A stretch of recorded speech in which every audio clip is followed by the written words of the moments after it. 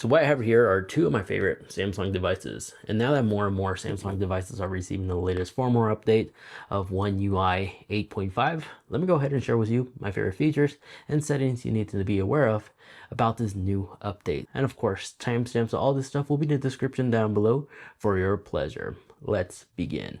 The first one I'd like to go ahead and share with you is that you can now AirDrop to an iPhone or a Mac computer. So here I have an iPhone 17 Pro, and to demonstrate this, I'm going to be using my S25 Ultra. I'm going to go and launch Photo app, select the photo, tap the share icon, and I'm just going to go ahead and unlock my device, hit quick share, and make sure the iPhone has AirDrop open to all devices, so everybody within 10 minutes.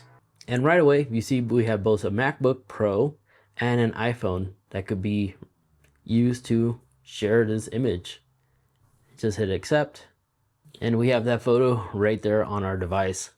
So if it's not working for you, it is buggy on my Flip, I noticed. But whenever you hit the share icon and it's still not popping up, when you tap quick share, tap these little three dots right here, go into settings, and just scroll down until you see share with Apple devices and make sure that is enabled, and that should work. And then Samsung can block apps that abuse ads. It's one of those if you know features, but this was something new that Samsung added. If you'd like to have access to this, just go into your device settings. In device settings, go to device and care, device care right in here. Then tap these three dots right here on the top right, select settings, and you'll see a new section that says block apps with excessive ads.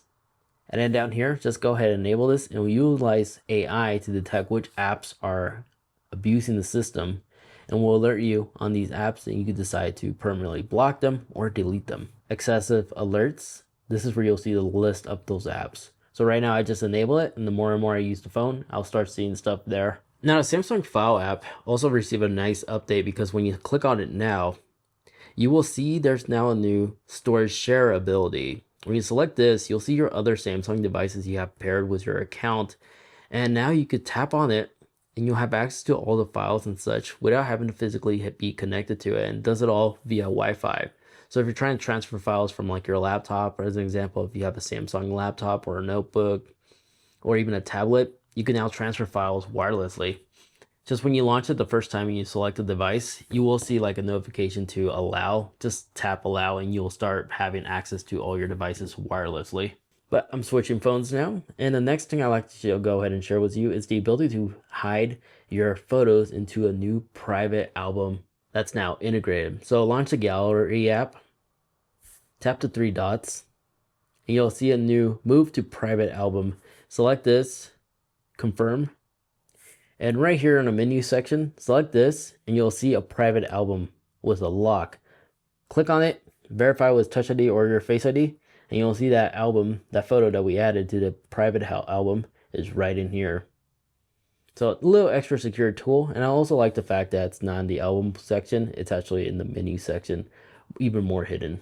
So no need to download third-party apps anymore. Now, call screening is improved and it's supported on more Galaxy devices. So if you have like an older Flip, like the Flip 5 as an example, you should have the ability to use call screening now. And you'll find it in the phone. And then from here, tap these dots and select settings. And you'll see on top with the little indicator saying this is a new feature. Click on it, and this is call screening, which will allow your virtual voice assistant, your AI, to basically pick up a call on your behalf, answer a few questions from the incoming caller to make sure it's not like a teleprompter or some scammer trying to get your information, and then just make sure that's enabled, and now your phone will automatically screen the call, and then it'll send you a notification if it's something important or not, or if it's just a scammer. So that's a new feature. Just turn it on and make sure you add auto screen calls right here to prevent scam callers from wasting your time. Now, if you're somebody who uses the auto erase tool, that also got improved now, where it's much easier to access and it's quicker on erasing. That's all you need is circle, scans, hit erase, and voila, it removed it. It's been improved. Then real quick, folks, if you've been enjoying this video so far, like to support the channel by hitting the like button. Like really does help out a lot. as that allows the channel to be powered by you guys, the viewers, which is why you'll see brand sponsorship segments taking like a minute or two off your time for like a VPN or something you just don't really need. So by hitting the like button, allows this channel to be fully powered by you guys. So thank you so much for those that did that, and we don't have to rely on brands, and I kind of like doing it that way. Makes everybody's viewing experience much more pleasant, in my opinion. I'm sure you could agree. So thank you so much for those that took time on doing that. Let's carry on. And then when it comes to videos, audio eraser also got improved as well. Select the Gemini little icon right here. It'll analyze the audio. Select a noisy section and then select auto erase. This is a terrible video example, but the audio eraser has been enhanced as well. Now the Creative Studios also got a new UI update as well, but now it can actually create stickers. And if you upload like your own photos with your friends or family, you can make custom stickers of them as well from here. And then in Control Center also got a new update as well. When you tap the pencil icon, you now have these lines where you can actually change the size to your personal preference on all these indicators. So you can rearrange them and customize it more to your personal preference if you like to make certain icons smaller or larger. And then the Samsung Weather app also got a new improvement too. When you go down, you now have a new pollen rating right here. So if you have allergies, you can see it right here ahead of time. So if you have allergies, you can reference this to be prepared in case you're going outdoors. Now, if we go to the clock app for your alarms and such, there's a couple of updates here as well. If you enable one, let's say your 6 a.m. alarm, right? Select it. If you go down, you now have alarm wallpapers, where you can select the background. But if you see right here, you have a new weather animated wallpaper you can select from.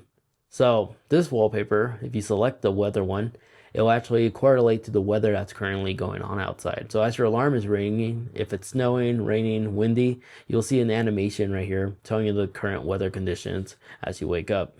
Additionally, in the world clock, you tap this little tab.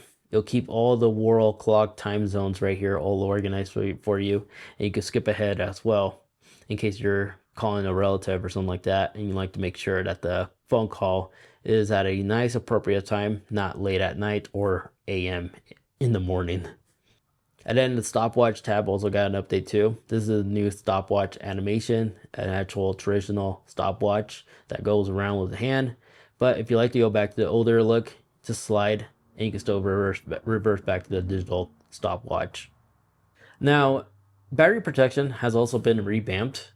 If you go into your Samsung settings and go into device care right in here and go into the battery and select the battery tab. If you go down, you'll see battery protection, right? Make sure that's enabled. That's a cool tool. But now you have a new option right here where it says sleep time protection. So this will stop your Samsung to charge at 80% while you're sleeping and will finish to 100% right before you wake up. So it'll basically understand your sleeping schedule, and as soon as if it's notice that you're always constantly consistently waking up at around 6 a.m., it's gonna make sure it's 100% charged at 6 a.m. They also reworded this too on the basic too.